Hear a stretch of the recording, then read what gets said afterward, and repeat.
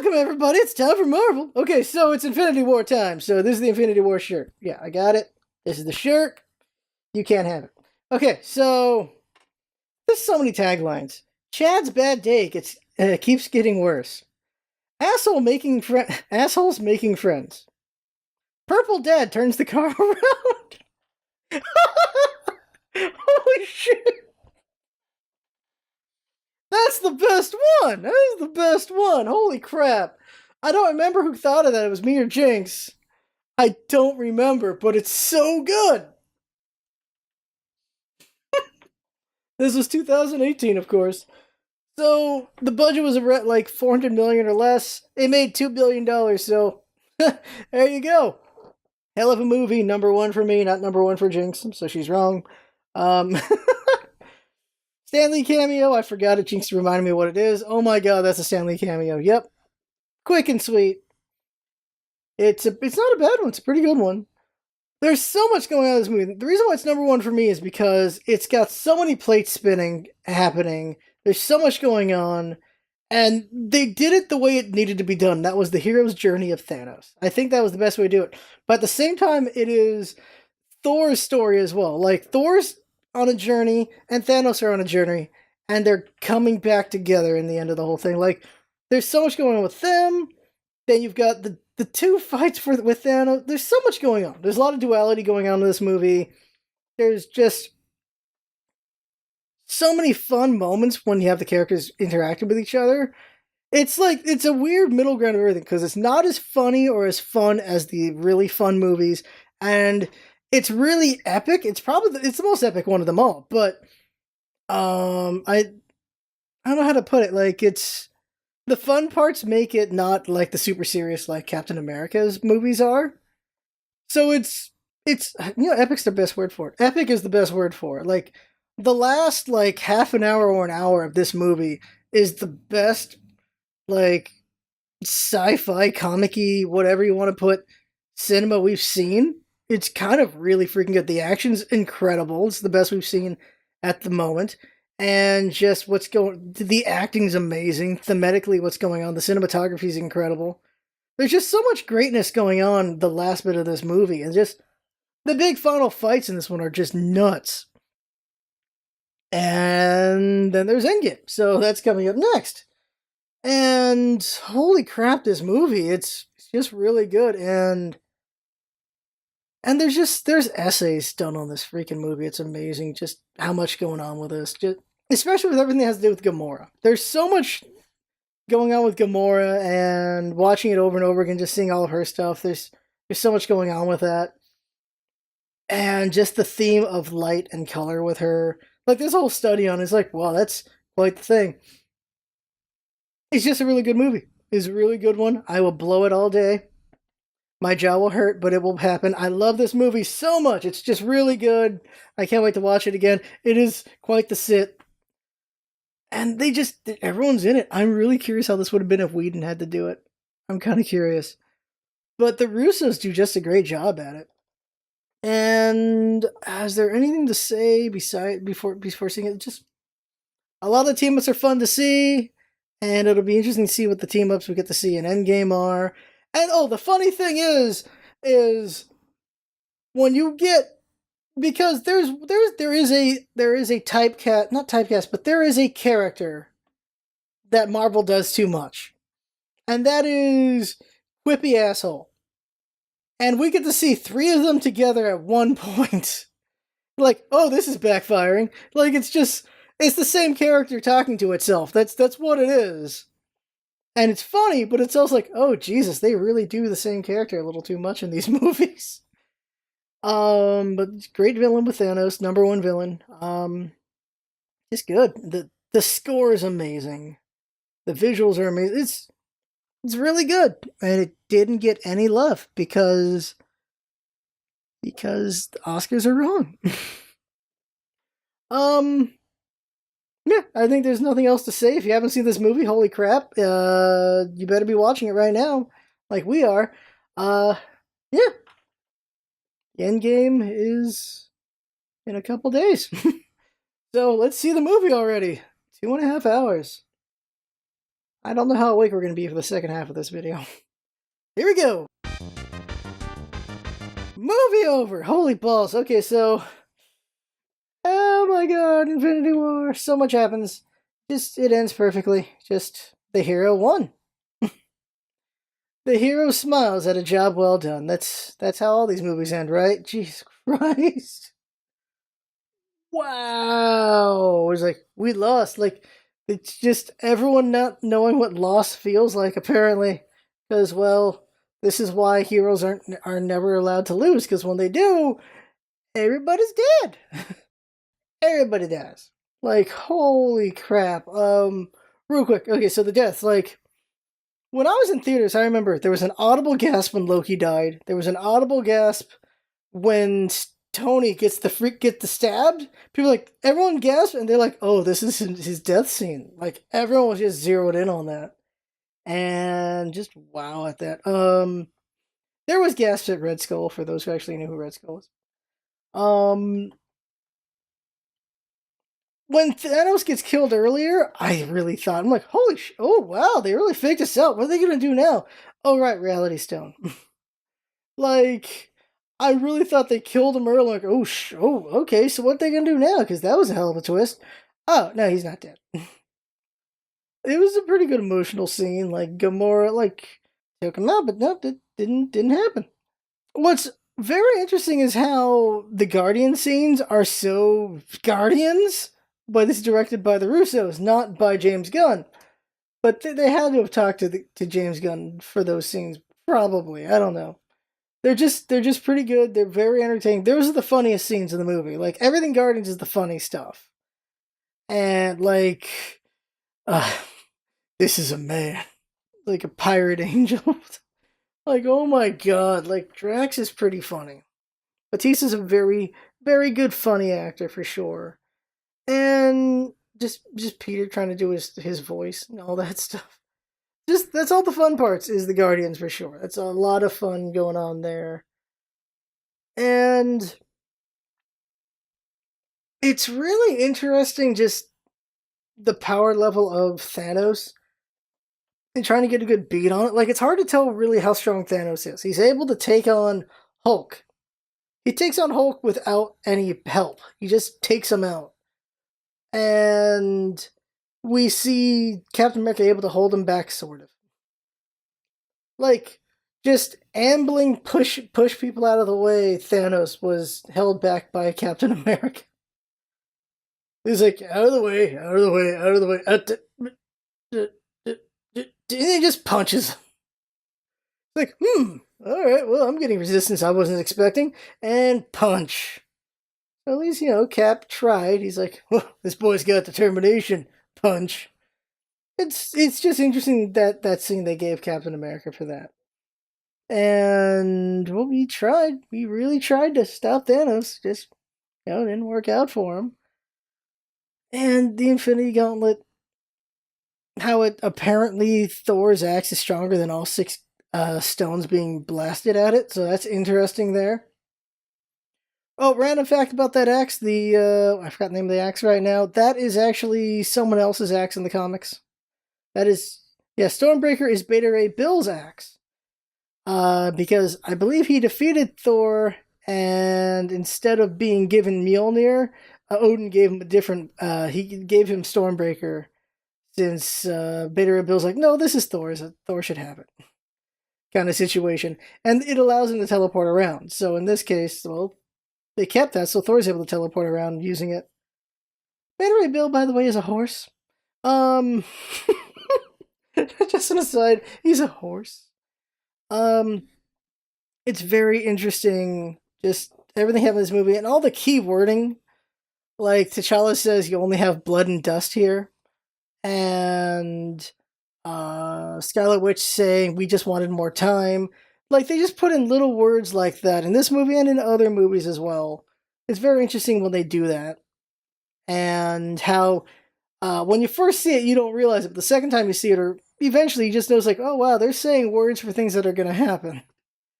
Very interesting. It's just a pretty well put together movie. And just, oof. The devastating, like, The most devastating death is probably gotta be Spider-Man. But it's two things, because it's like, holy crap, that was a really sad death, and it's also they're not keeping him dead. They're not going to keep him dead. Even before you learned about Far From Home, it was like they can't keep him dead because that movie made too much money and there's too much potential to the kid.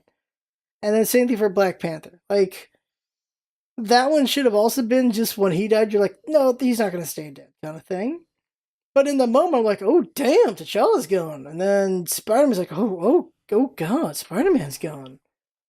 But after a couple scenes, like, oh yeah, there's no way they're gonna stay. They're gonna stay dead. No way. These guys they got too much potential to them. But just they did a good job with it. I really believe that at the moment. Just kept happening with that. Red Skull was such a surprise. They brought in everything. Far as I know, like they tied up that one with Red Skull. Everyone, I remember back when that movie happened, everyone was like, Red Skull just got killed by the Tesseract. I'm like, I think it took him somewhere. That's what I thought. And we find out, yeah, it did. It's the Space Stone. It did it. It did the space thing. So, just wow. Oh yeah, Jinx made a joke. What if Thanos left with Stormbreaker, and then Thor just calls it back and it kicks Thanos with it? Like, ugh.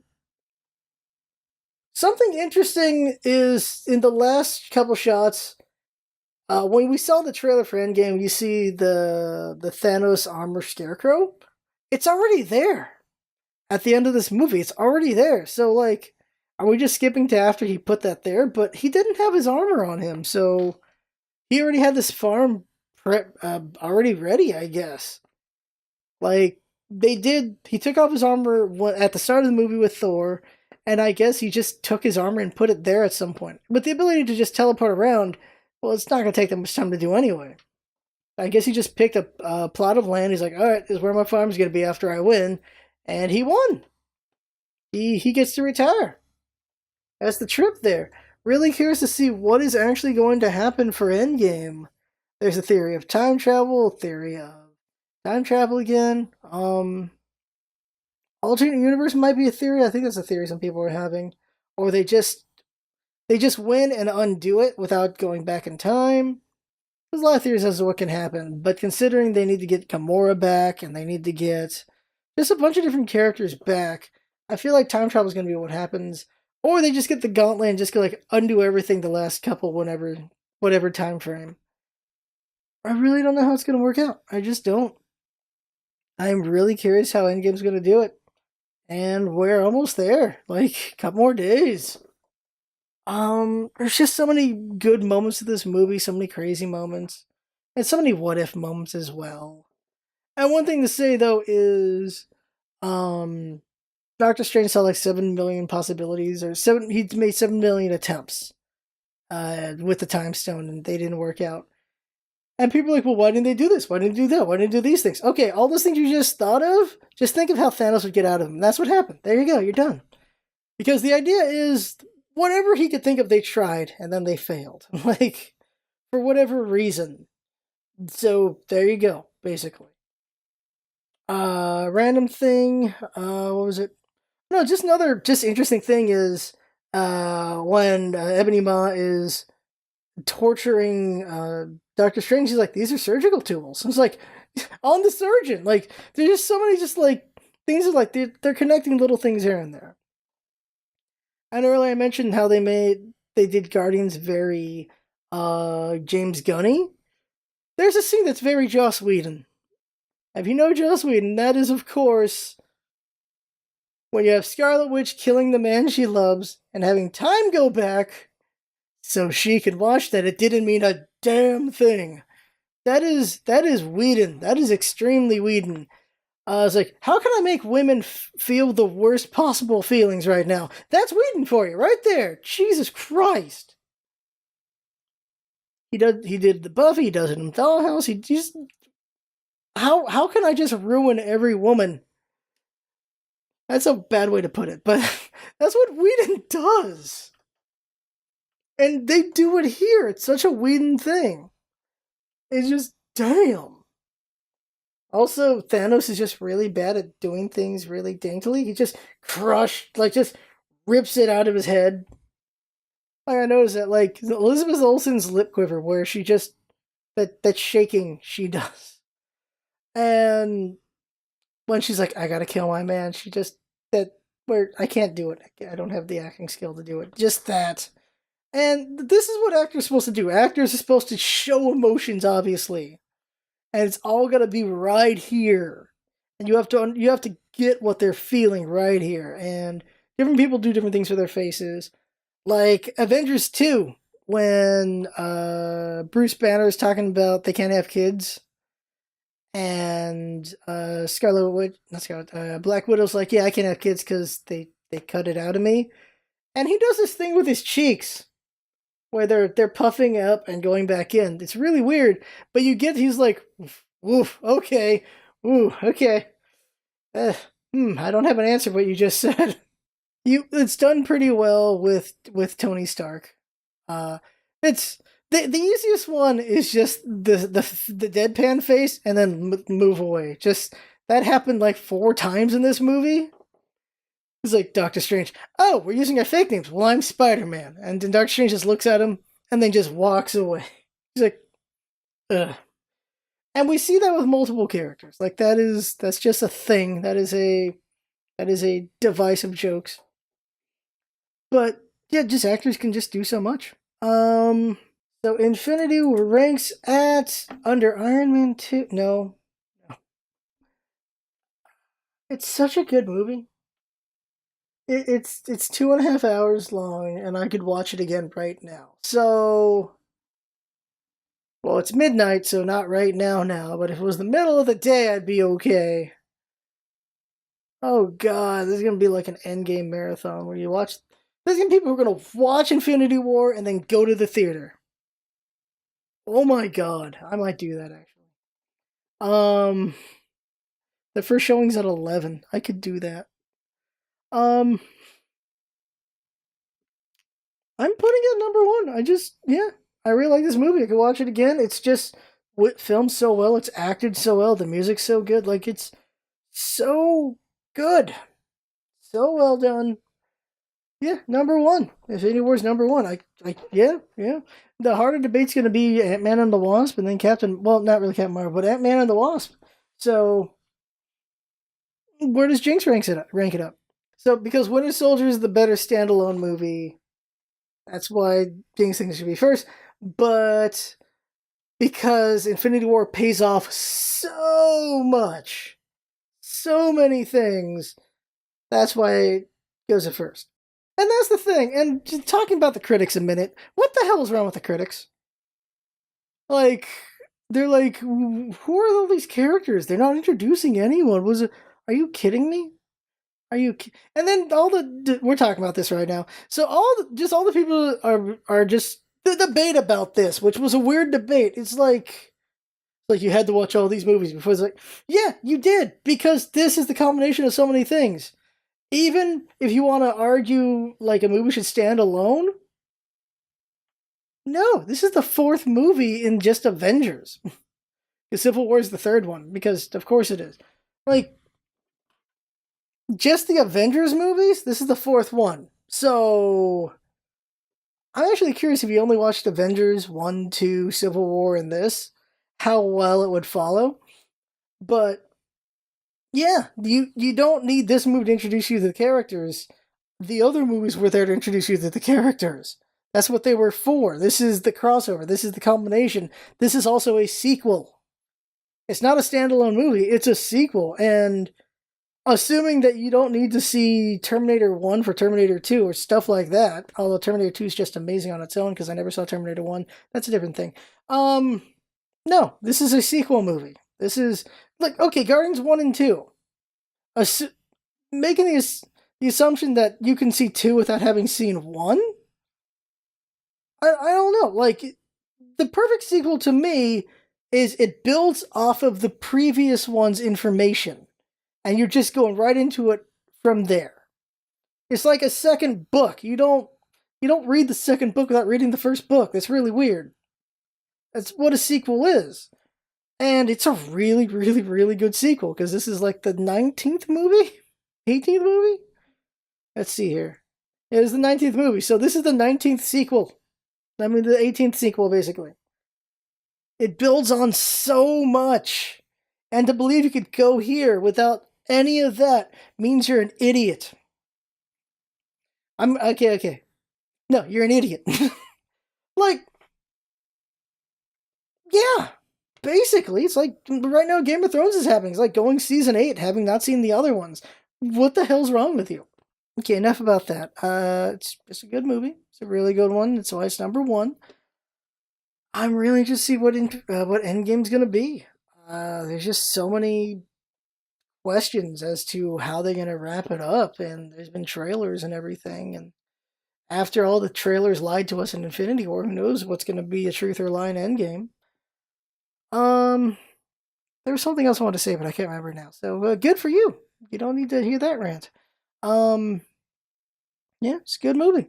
Oh, now I remember the part of that rant is because it's a sequel, because we know all these characters, they get to spend basically half the whole movie on Thanos. So we get to build up a really good villain. That was the big thing as well, because the assumption is you know who all these other characters are, so because of that, they get to spend time with him. And we get to learn everything about this villain we need to know to make him a great villain. So yeah, thumbs up. How many people have done the jiggle? I give it snaps. Oh my god.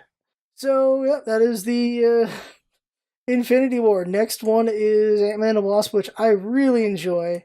Paul Rudd's a treasure.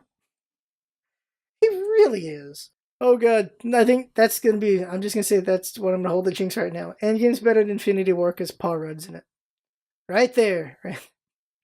It is gonna add to it. It really will. I know people want a Luis recap in the movie. I think just as a special aside would be good. Just like before the movie kind of things, like Luis just explains it or whatever, or just something on YouTube they put. A recap for Endgame is Luis explaining everything. That'd be hilarious. Alright, so that's it. Ant-Man and the Wasp, Captain Marvel, then Endgame, and then after that we're never gonna watch these movies again. I'm curious how phase 4 and 5 or whatever the hell's gonna be. I'm really curious what the big bad's gonna be next. We'll find that out in 5 years. There you go, that right there is the Marvel video. I had fun talking if I'm watching and listening. That's what it's all about, isn't it? Having fun. Thanks, come by and see you next time. Of course, let us know what you think. If you think it's okay to only see this movie in your notes.